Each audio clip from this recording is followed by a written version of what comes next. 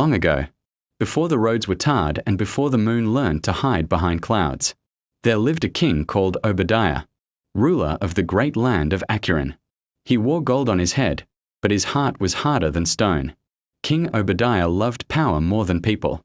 He took from the poor to feed his pride and punished the innocent to entertain his anger. In his palace, laughter was loud, but outside the palace gates, hunger cried every night. The elders warned him. The priests begged him. The people knelt before him. But the king only laughed. One market day, an old, bent man stood in the middle of the square. His clothes were torn, his voice weak, but his eyes burned like fire. He said, "A king who drinks the tears of his people will one day drown in sorrow." The market went silent. King Obadiah ordered the guards, "Silence that madman forever." The old man was killed before the sun slept. That night, the wind changed. The rains stopped falling. Crops withered. Children fell sick. The river that fed the land turned bitter. Each night, the king dreamed of a crown dripping with blood. He woke up screaming, but pride would not allow him to change. When the elders returned to beg him to seek forgiveness, he shouted, "I am the law.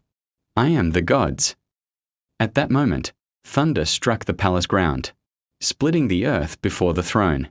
Fear entered the palace for the first time. The people gathered their courage. No longer silent, they stood together. The soldiers, seeing the gods had turned their faces away from the king, dropped their weapons. King Obadiah ran, but power cannot save a wicked heart. He died alone in the forest, his crown rusting beside him. Eaten by ants and forgotten by men. Peace returned to Acuren. The rains fell again. The land healed. And the elders told the children, "A good king rules with wisdom. A wicked king rules only until judgment arrives." King Obadiah runs alone through a dark forest at night. His crown lies on the ground beside him, broken and dirty. Fear fills his face as darkness surrounds him.